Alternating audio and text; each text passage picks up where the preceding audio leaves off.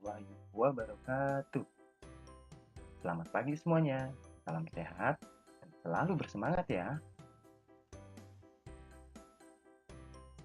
Bertemu lagi dengan Bapak Sahat Mulia Sitorus.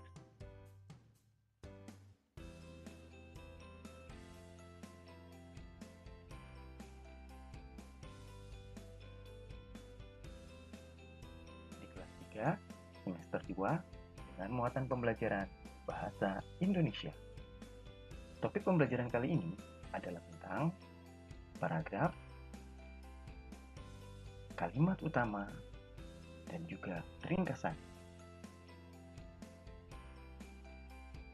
Bapak yakin kalian sudah siap untuk belajar?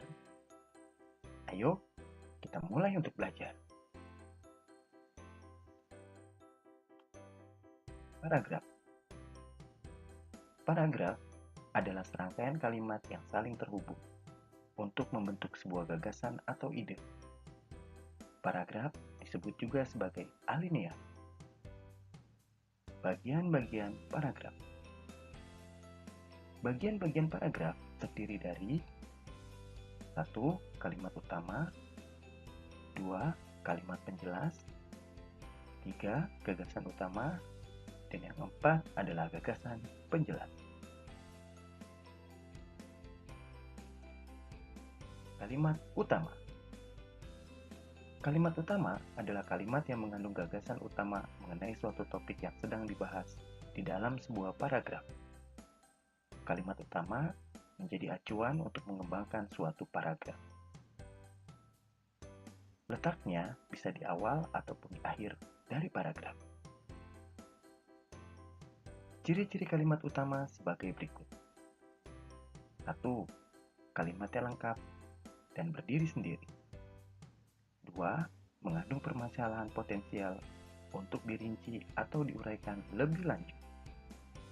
Yang ketiga, mempunyai arti yang jelas tanpa perlu dihubungkan dalam kalimat lain. Yang keempat, dapat dibentuk tanpa kata sambung atau rasa transisi. Jenis-jenis paragraf berdasarkan kalimat utamanya. Jika dilihat dari posisi kalimat utama, paragraf terbagi menjadi 4 jenis, yaitu 1. Paragraf deduktif. Paragraf deduktif merupakan paragraf yang kalimat utamanya berada di awal kalimat. Informasi dalam paragraf disampaikan mulai dari hal-hal umum kemudian ke hal yang lebih spesifik. Contoh 1. Kesehatan dapat diperoleh melalui berbagai cara. Pertama, dengan rutin berolahraga, aktivitas fisik yang dilakukan tidak harus yang berat. Bersepeda atau jalan santai juga bisa menjadi olahraga yang menyehatkan tubuh. Kedua, konsumsi makanan sehat dan bergizi seimbang.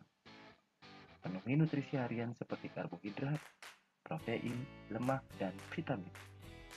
Berdasarkan bacaan teks tersebut, maka kalimat utamanya adalah kesehatan dapat diperoleh melalui berbagai cara. Contoh kedua, paragraf deduktif dengan kalimat utama berada di awal kalimat. Perhatikanlah teks berikut ini tentang hasil teknologi pangan.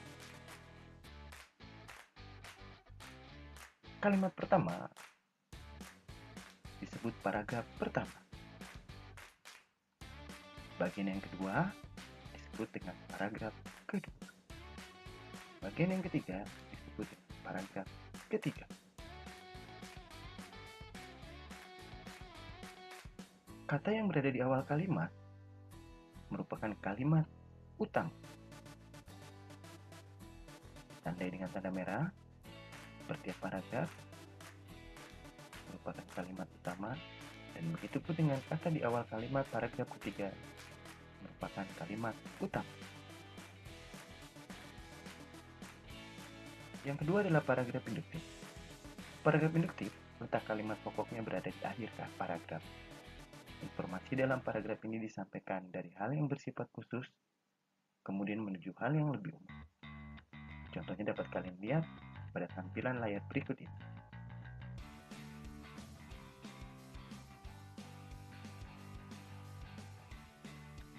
Paragraf campuran.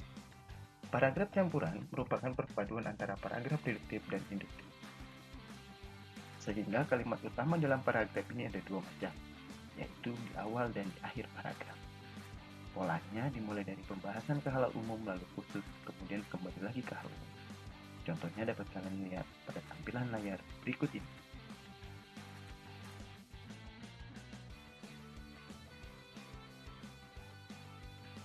Yang terakhir adalah paragraf naratif. Paragraf naratif adalah jenis karangan yang mengungkapkan suatu kisah, peristiwa, atau pengalaman pribadi berdasarkan urutan-urutan kejadian atau peristiwa. Contohnya dapat kalian lihat pada tayangan berikut ini.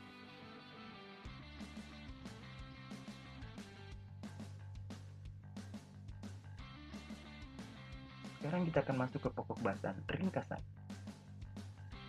Ringkasan adalah penyajian karangan atau peristiwa panjang dalam bentuk yang singkat dan efektif. Tujuan membuat ringkasan adalah untuk memahami atau mengetahui isi buku atau karangan. Ciri-ciri ringkasan. 1. Mengungkapkan kembali suatu karangan dalam bentuk yang singkat dan padat. 2. Memproduksi kembali apa yang diungkapkan pengarang dalam tulisan. 3. Mempertahankan urutan ide-ide pokok saat menyusun ringkasan. Yang keempat, susunan ringkasan, sudut pandang, dan isinya mengikuti karangan yang asli. Yang kelima, menggunakan kalimat yang pendek dan senada dengan kalimat pengarang asli.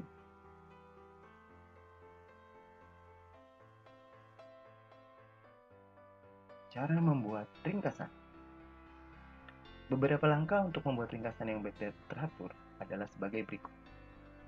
1. Membaca naskah asli.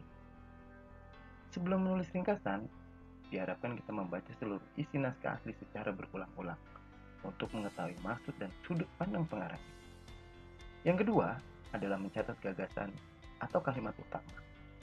Setelah membaca berulang kali, semua gagasan penting harus dicatat atau digarisbawahi.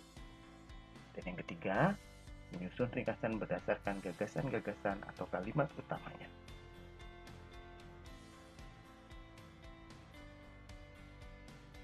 Contoh membuat ringkasan.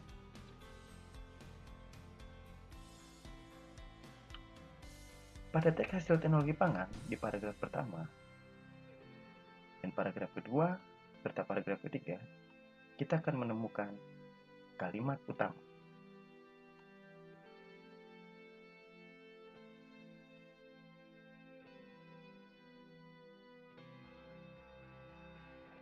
Kalimat-kalimat utama ini berada di awal kalimat tiap paragraf yang ada. Dan Bapak tandai dengan warna merah.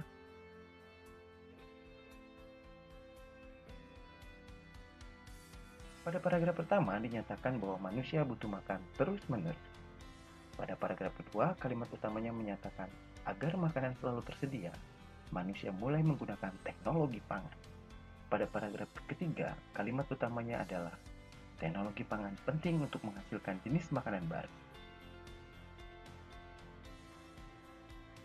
Ketiga kalimat utama pada tiap-tiap paragraf tersebut, ketika disatukan maka akan membuat suatu hal yang disebut dengan ringkasan. Ringkasannya adalah manusia butuh makan terus-menerus. Agar makanan selalu tersedia, manusia mulai menggunakan teknologi pangan. Teknologi pangan penting untuk menghasilkan jenis makanan baru.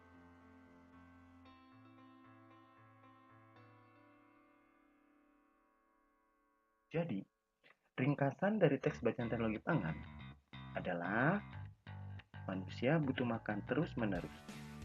Agar makanan selalu tersedia, manusia mulai menggunakan teknologi pangan. Teknologi pangan penting untuk menghasilkan jenis makanan baru. Untuk memperdalam materi kali ini, kita akan bersama-sama mengerjakan tugas.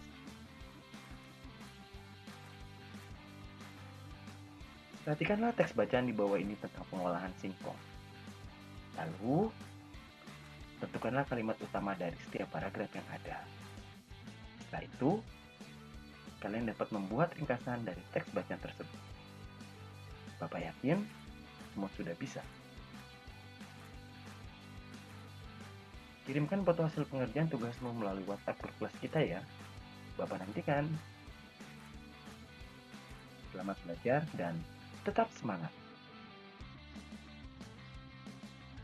Bapak akhiri sampai di sini. Wabillahi taufiq wal hidayah. Wassalamualaikum warahmatullahi wabarakatuh.